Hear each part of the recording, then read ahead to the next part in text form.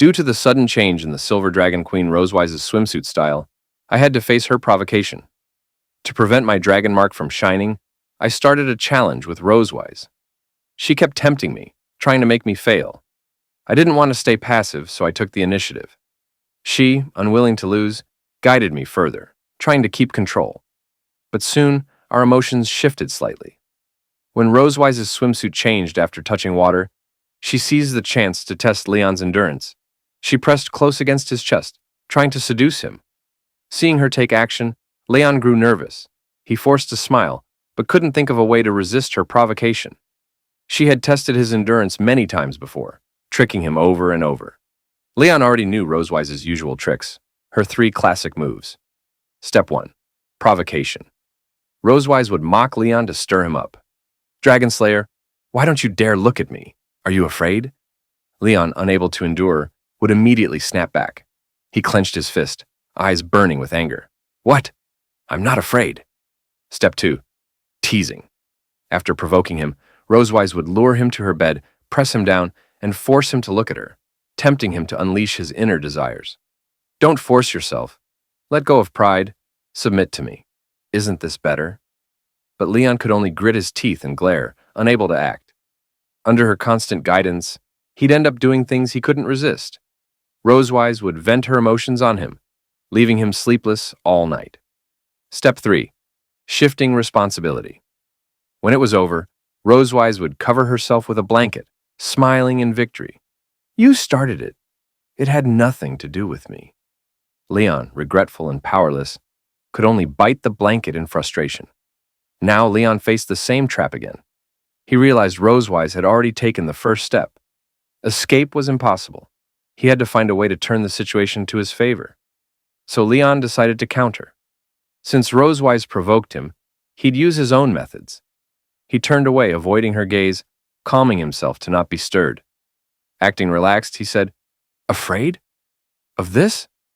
As long as you're a dragon, no matter what you wear, I'm not interested. Then he asked, If my dragon mark lights up first, what will you do?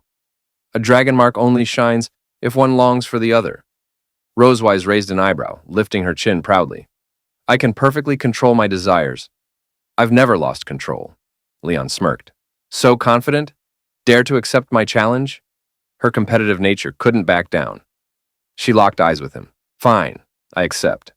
But Leyon added, Every challenge needs stakes. If you lose, what then? Rosewise simply wagged her finger. If you win, I'll give you 7 more days off. Leyon agreed with a smile.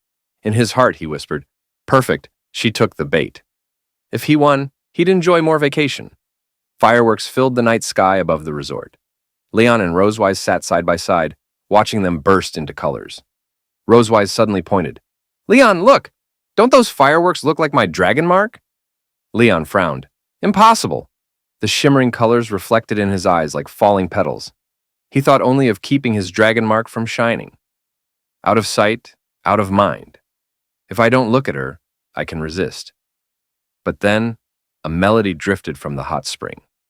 Twinkle, twinkle, little star. Leyon blinked. Why is she singing now? Rosewise placed her hand on her chest, caressing her snow-white twin peaks, making them tremble. She smiled mysteriously, brushing his arm with her shoulder. How's my singing? Leyon turned away, eyes closed. This isn't as good as the song I love while bathing. Then Rosewise suddenly cried out, Ah, my dragon mark is shining.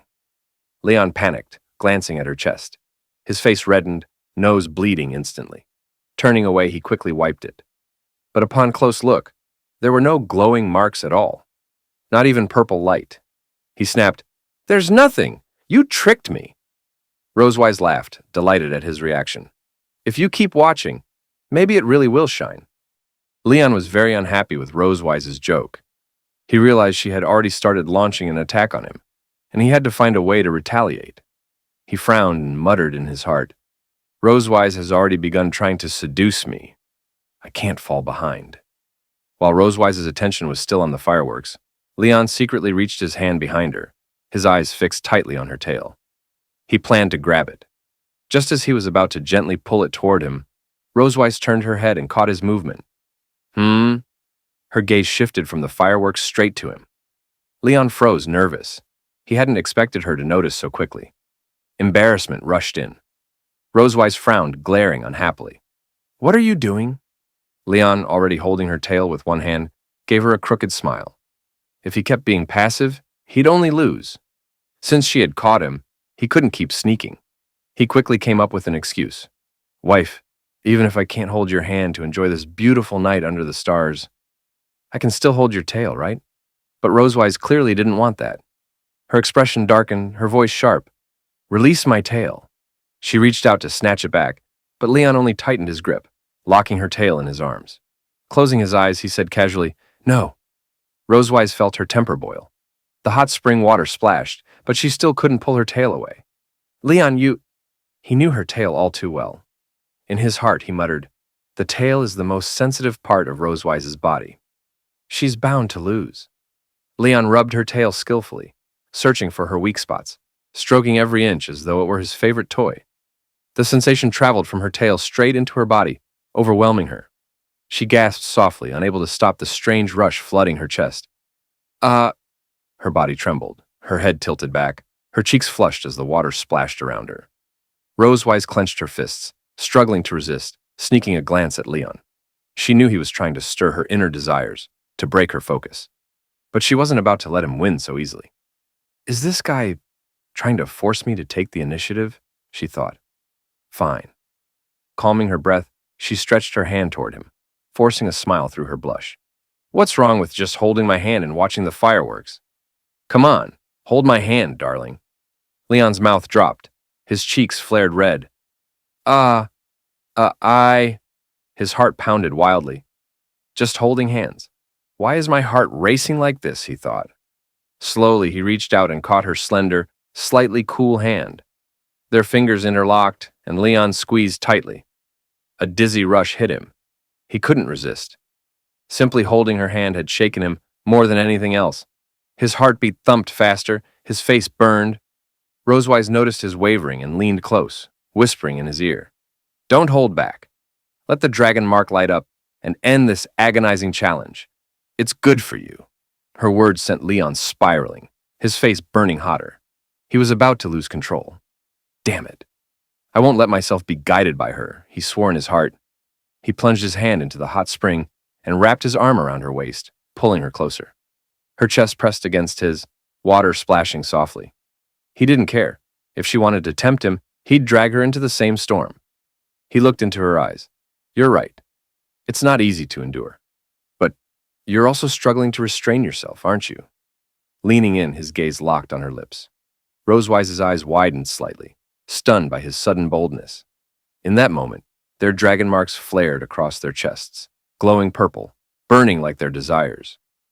Then the light flickered and dimmed, as if echoing their struggle to suppress their emotions. Their dragon marks pulsed, bright, then dark, like switches of desire breaking down. With the loss of control, their breaths grew hot, their bodies edging closer until their lips finally brushed.